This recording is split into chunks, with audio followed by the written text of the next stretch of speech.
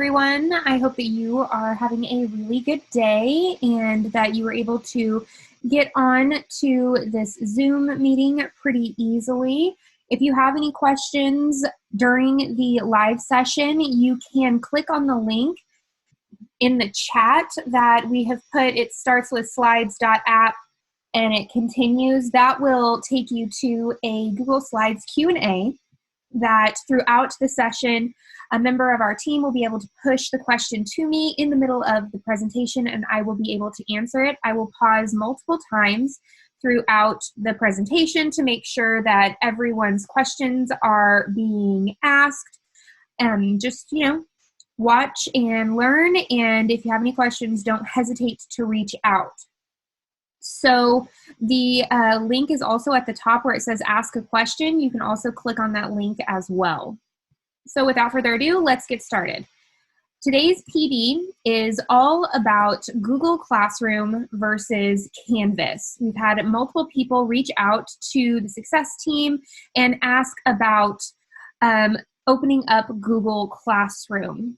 We have found that Canvas has so many different things that are available for our teachers to use within our learning management system, our platform, which is Canvas, and we are able to better serve and provide step-by-step guides and help, whereas Google Classroom, specifically now with how much everything has changed in our education environment, we have had a lot of teachers have to go digitally, and it's actually slowing down the Google Classroom's website and feed, and we are not able to support it to the best of our ability the way that we want to be able to support our teachers.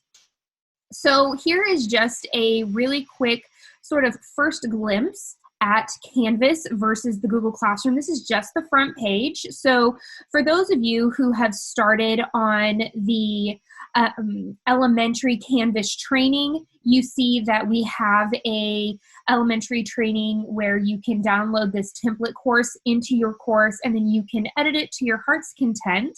We actually are working on a pre-K one as well. We had a lot of pre-K teachers reach out and love the idea of being able to have sort of a one-stop shop where you can get your newsletters, your announcements, pictures of your class, different types of things that they love to be able to do. Then there's the Google Classroom, the way it looks. It's sort of like an ongoing feed.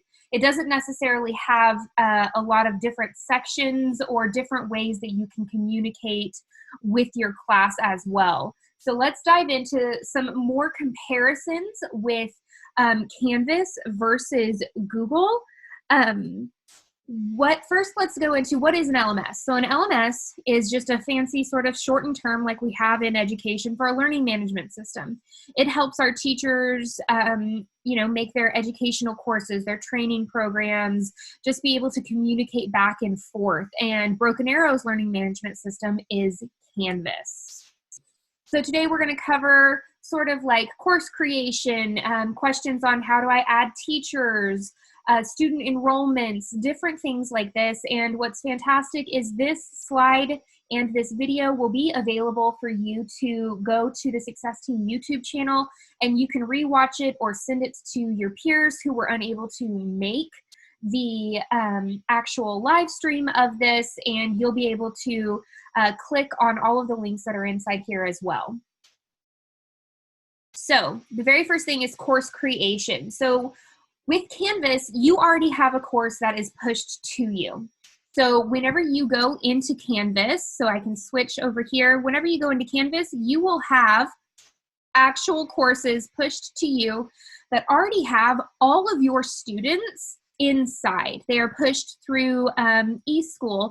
And so as your class updates and your schedule updates, your Canvas course will update as well. So you'll be able to instantly communicate with your students, whereas in Google Classroom, you have to send them an invite code and you have to make sure that you remember every time a new student comes in. And for those teachers who teach multiple classes because they teach reading only, or they teach science only, and they've got 2 or 3 classes they have to keep up with, that can be a little daunting. And so Canvas does that for you very, very easily. And we also have a video on how to download the elementary Canvas template course that you'll be able to go through. The videos that we created for the tutorial on BA Hub is also throughout this Google Slides as well.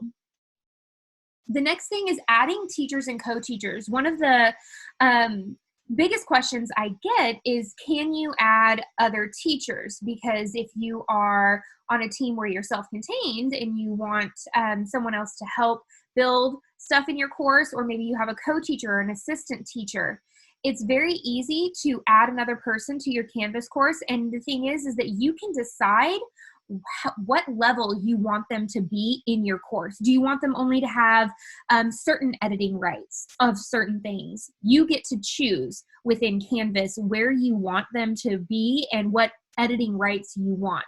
Whereas in Google Classroom, you can add another teacher through their Google account as well.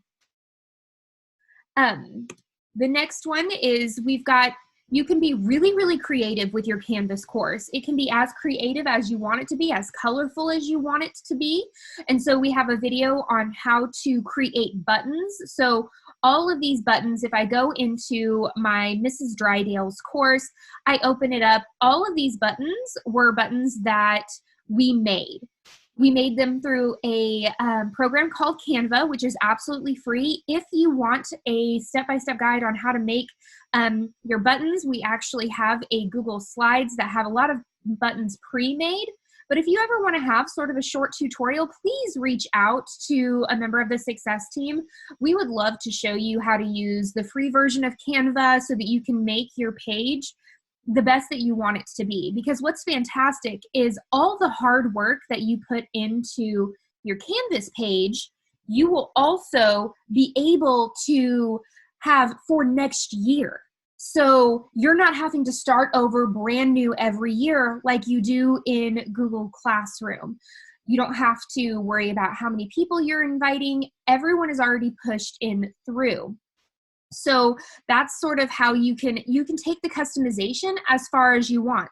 If you don't like all of the colors and all of the brightness that we put on here, this is your page. You get to make it how you want your classroom to be made. And that's something that's really nice within Canvas, is your ability to be able to be creative and customize it to your classroom's needs. The next one is Google Drive integration. So a lot of people have questions about, well, Google Classroom is already integrated into Google Docs, Google Slides, different things like that, and it's very easy to create. You're correct. It is very easy because Google created it to work synonymously with its other programs. However, Canvas works just as well, even better, with Google when it comes to making assignments. And you can have students actually digitally turn in assignments. It will message you, and it will also go into the gradebook with the Google external tool assignments that you can do. There are endless amounts of ways that you can use Google within the classroom in Canvas. And it's really nice because students already have a Google Drive attached to their name, and their Google Drive sort of turns into this amazing portfolio where they get to actually showcase their work from elementary all the way up to high school and their senior year. And it's really, really nice. So we also have a really fun way where you can hyperlink and embed YouTube videos and Google Documents, even PDFs. So all of those amazing worksheets that you have made that are hands-on, we can actually embed those into your assignments. There will be no more "I lost my paper" or those infamous no names that I had all over my 5th grade classroom wall. I taught 5th grade for 5 years, and so that infamous no name area, everything is tied to the student's account, so you know when someone has turned it in and when they haven't turned it in. Another thing that is fantastic about this is your parents can become observers in Canvas. And once they become an observer, they're an observer for the whole entire career of their student in Broken Arrow Public Schools. So once they reach middle school, students' grade books are actually 6 through 12 are in Canvas. They'll be able to see live everything that their teachers are linking. It's basically your webpage in elementary becomes a sort of like your own website. You get to put what you want there. Do you want your newsletters there? Do you want parent sign-up links there? And once they become observers, they're there for their whole entire career, which is something that's really nifty to be able to do. So courses and student enrollments, I already sort of went over this, but you already have your students and it's updated. It takes about a day for it to go from eSchool into Canvas, and it's updated pretty seamlessly, whereas students have to enter Google Classroom in a classroom code, or a teacher like emailing them the invite through their parents, because students do not have email addresses.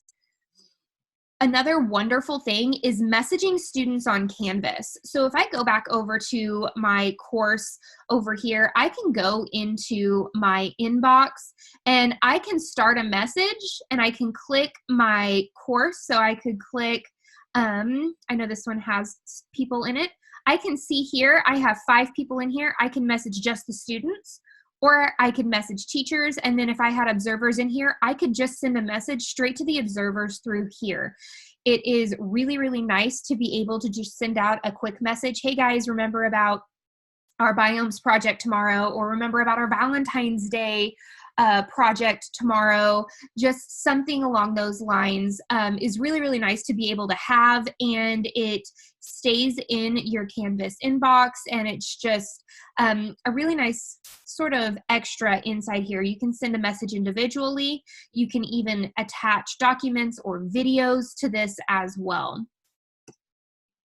If I go back, assignment and lesson creation.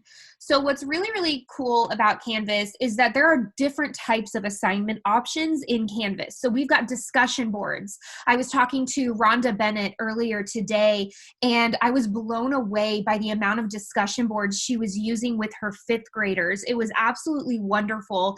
It's her way to connect with them every day. She puts a new discussion board question. I was watching, and she had one little girl who they were talking about, like, what are you doing during this time to stay creative? She took a picture and she uploaded it to the discussion board of this wall of just all these picture collages that she made. And then her fellow students were able to comment, and they were able to give her a thumbs up. And it was just really, really, it made my heart really happy to be able to see. You can do quizzes that automatically grade for you. You can make assignments that are in-depth and that are hands-on for them. Whereas in Google Classroom, you can create questions, forms, and assignments, but they're not as detailed as they would normally be. I did just see a question on Sherry Keys. Were they already on Canvas before the quarantine? Some elementary teachers had already had me come in. At the beginning of the school year, we started reaching out to, or elementary teachers started reaching out to us because they were seeing their children on Canvas. And they wanted to know if there was a way that elementary teachers could get on Canvas. And as a former elementary teacher, I was like, 100%. This would have been a wonderful thing to have when I was teaching at Liberty. And I was able to go in and meet with quite a few elementary teachers that were able to sort of start building this. And Rhonda Bennett was one of the first elementary teachers. She started, I think, 2 years ago with me to try and build some things, but she really started raring to go this school year. So we also have a video for elementary on how to create discussion boards so they can be as lighthearted or as in-depth as you want it to be. Again, this is your classroom. We also have step-by-step guides that we can email you on how to get pairing codes for your parents, and a sort of like a take-home sheet that you could just type in or write in the student code, and you could send it to the parents via email, and it shows them how to create a parent account. What's really nice with Canvas is it has apps for everyone. So it has a student app, a teacher app, and a parent app, and everyone will be able to see what's going on, and the communication is seamless. So communication. So Canvas allows parents to use the app and log in as their observer of the class itself. So they'll be able to see absolutely everything that you post on there and have published for the students to see. So it's just another way for you to have communication back and forth with your teachers and your students and your parents. So we also have a video on creating pairing codes for parents.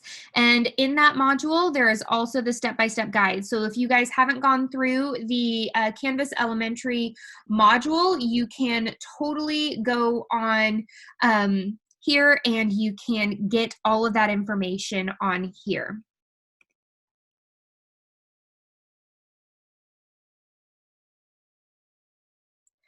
All right, so I promised you guys that this would be about 20-25 minutes. Is there any way that you guys have any questions at this time?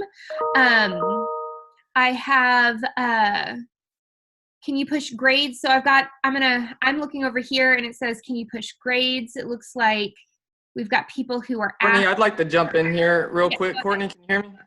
Yes. Okay, I just had a question from Sherry.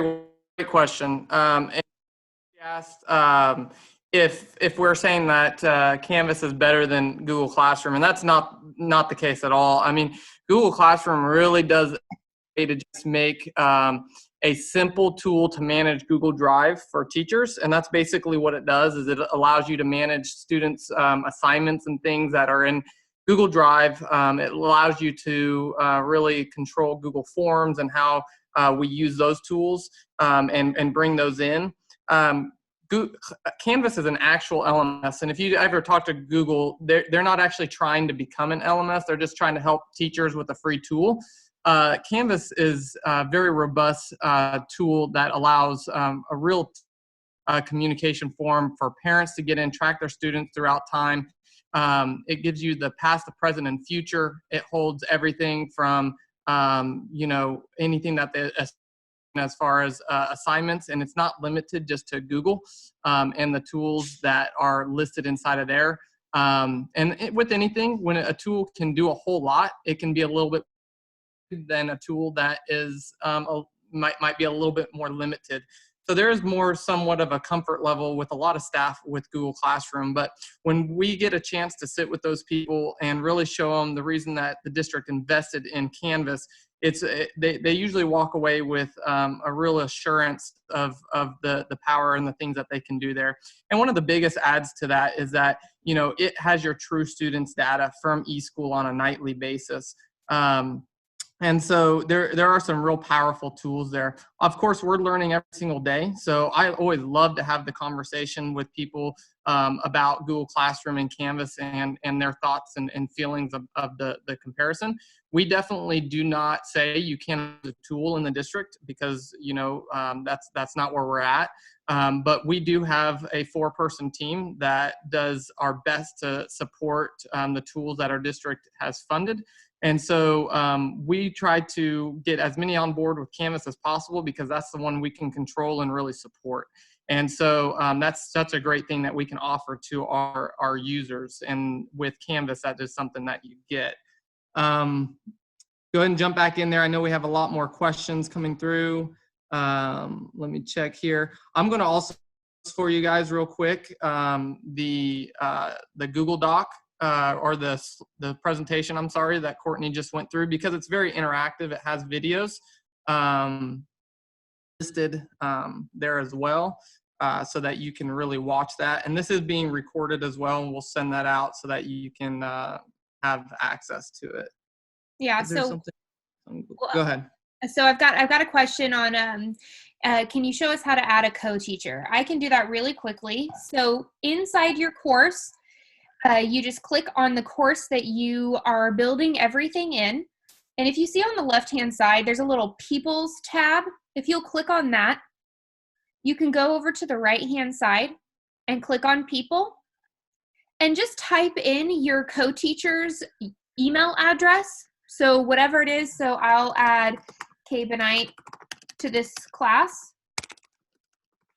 And I'm going to change her role. So you can have so many different roles. I'm going to change her role to a teacher in my class. And I'm going to hit next. And it asks, are you sure you want to add Catherine Benight to your course? And I said, add user.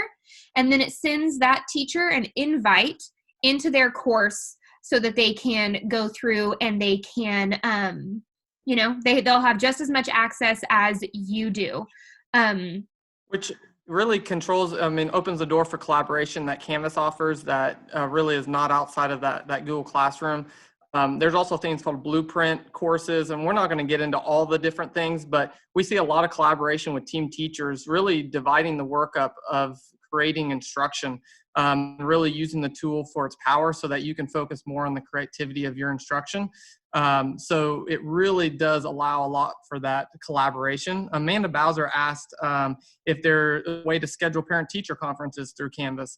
One thing that you always have to know when it comes with parents is if you have a goal to get every parent assigned to their student inside of Canvas, and we have guides for one-pagers that you can give to your parents and kind of have a goal for that, or do it at the Meet the Teacher night, and what we usually suggest, and get 100%. You can then post your time slots in your Canvas calendar, kind of like we did last week for our one-on-one sessions.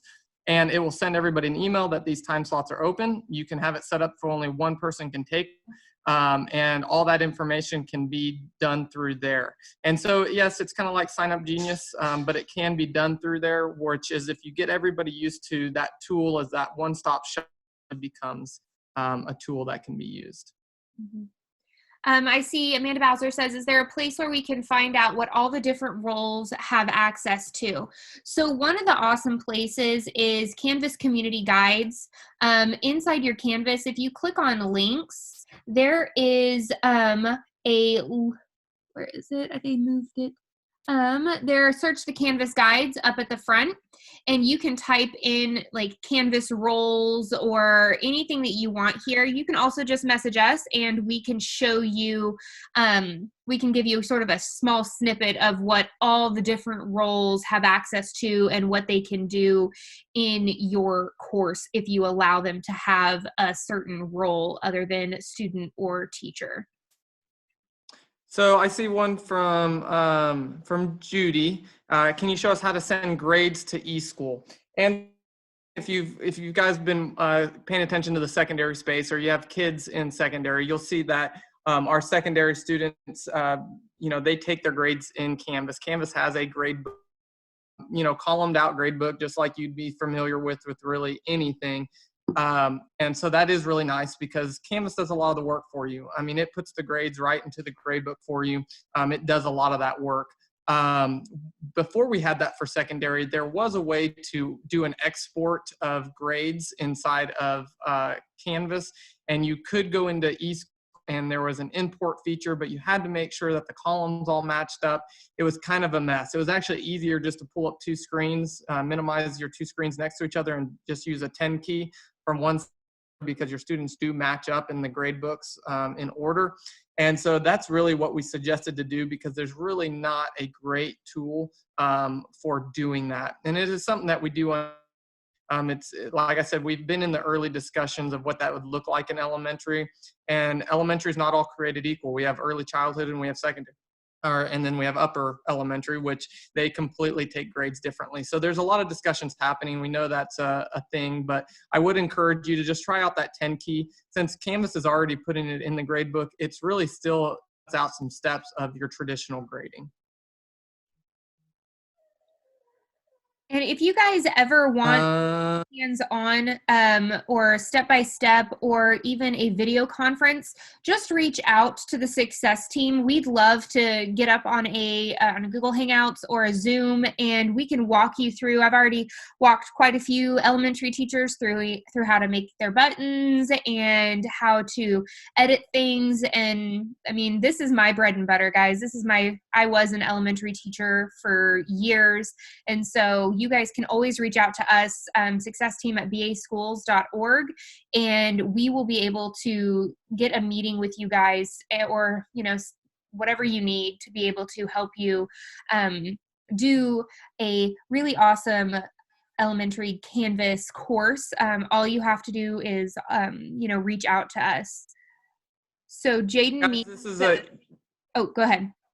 No, I was just going to say, you guys use many tools to manage things. And I know as a parent of elementary kids, 1 year they use one tool, 1 year they use another tool, and it just hops around a lot when it comes to the communication. Sometimes it's Facebook and sometimes it's those different things. And with Canvas, if there was, once they are in it, once students, if the pre-K teach their kids and really got their parents engaged, those same parents would be engaged with their learning throughout their entire system, and they wouldn't necessarily have to reattach to any users.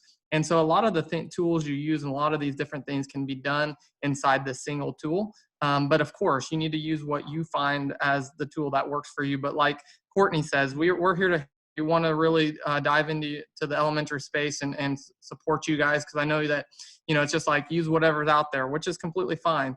But we do want to offer you guys some support on what you're doing there, and this is a great time to do it. If you have some extra time and you want to do some one-on-one meetings, follow what Courtney says. Reach out to us, see what we can do for you. All right, so Sherry Keese, I'm probably butchering your last name, I'm so sorry, asked, does any of our curriculum push into Canvas tests, resources, etc.? It depends on the type of program. So we've got things like different programs like Flipgrid will attach and things like that, but not necessarily your curriculum. I know that I have been meeting with the academic enrichment specialists. So a lot of you who have your gifted students or higher thinking students, they have been having some things pushed to them in modules on Canvas. So I know that that team is working with that. But a lot Courtney, of things. I think. Yes, go ahead. I think the question was, and I want to kind of make this simple, is you guys could make a page. She showed a page showing you there. What Canvas does is it almost makes you be able to have a website. You can make buttons. You can make those buttons go wherever you want. So on this page here, there could be a button for Ergo Science or Making Meaning. And when they click on it, it takes them right there. Instead of having to share all these different URLs and all these different pathways, you can just click it in these visual buttons and really give all the resources, that you give out to everybody. And it just makes a one-stop shop for your stakeholders, your students, and your parents.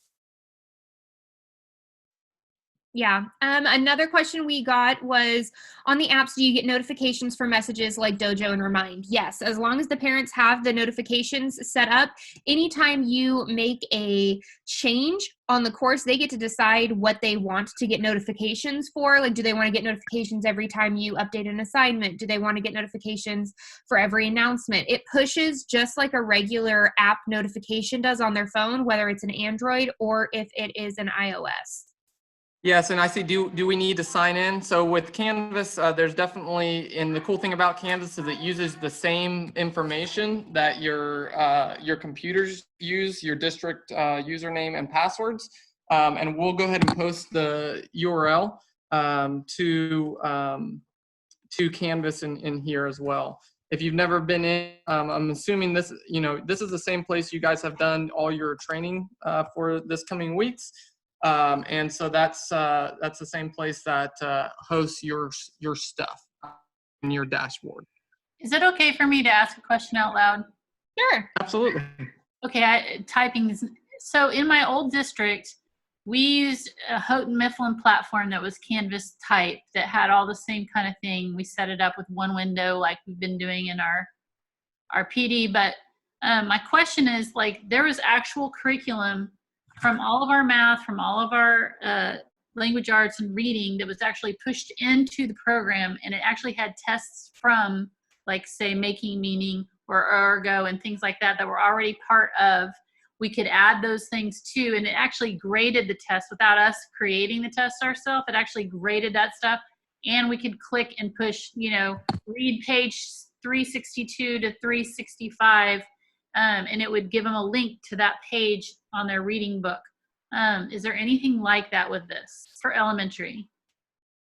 I'll jump in there. I would love, I think I've talked to you before, Sherry, about your experience in your other districts. And a lot of times the thing is that, Broken Arrow does not have a ton of online resources, unfortunately. If you were to go out and look at some other districts, we don't have a ton of those. I know it's something that is being looked at and worked on. Oklahoma funding has really kind of set us back a lot of those resources. And you mentioned Orgo, which is something that we have. And so I would love to use your knowledge of your past experiences and kind of see what that looks like. And for everybody else that's listening, she's really talking about a true integration where Canvas is kind of the software. So instead of them having to go to a separate software, they're utilizing the software as it's embedded into Canvas. So it really creates a seamless usage for the students. And so, Sherry, as you're asking, is there anything like that?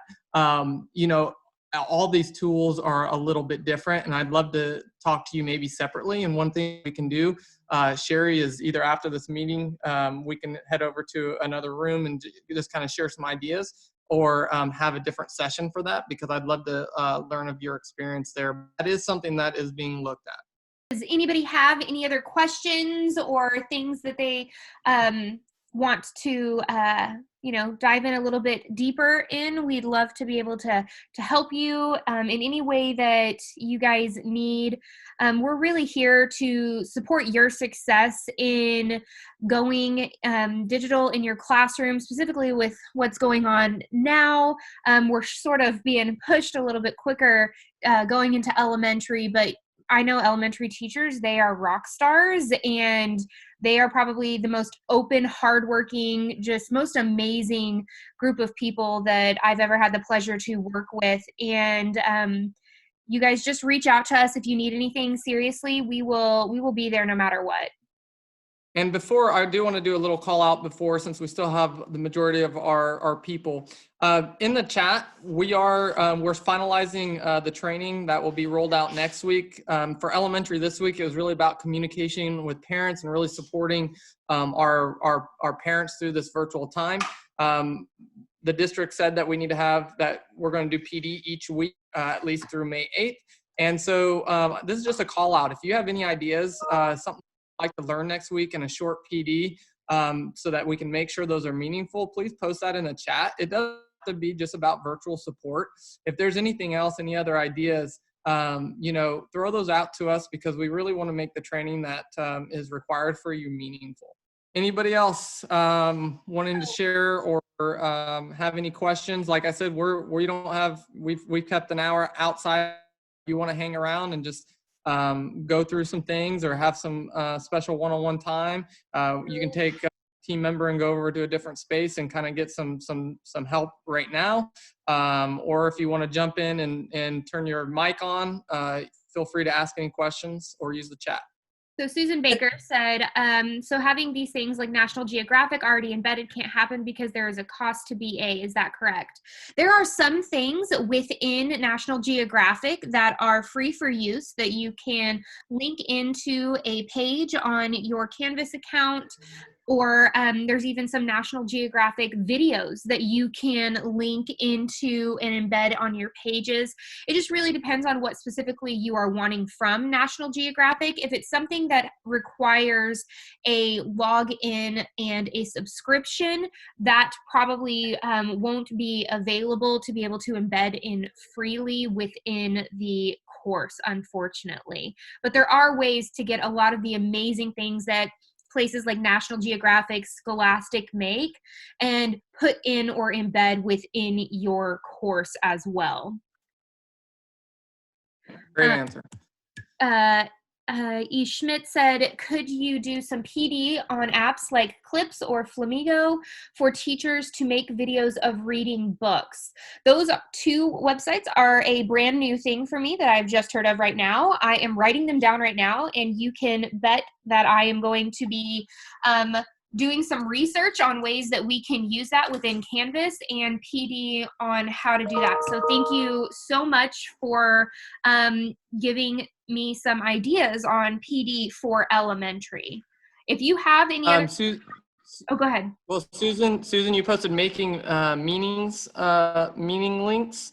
Do you want to elaborate on that a little bit? And you can turn your mic on if you'd like to discuss, or you can post inside of there.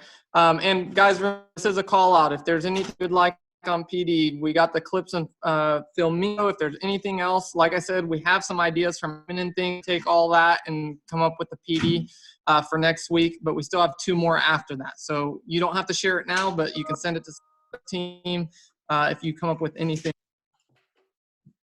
Susan, did you want to elaborate on the meetings? Yes. Okay.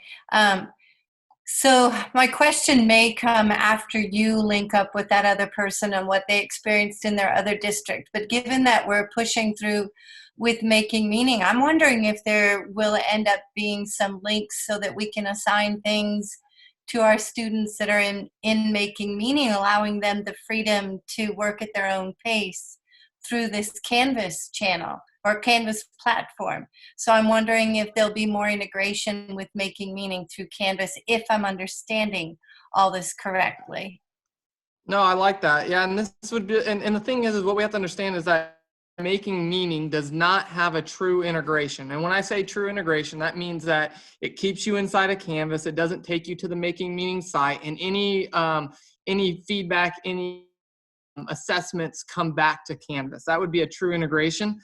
Even if it does not have that, you can still make the pathway of access and resources to students for making meaning in your Canvas pages.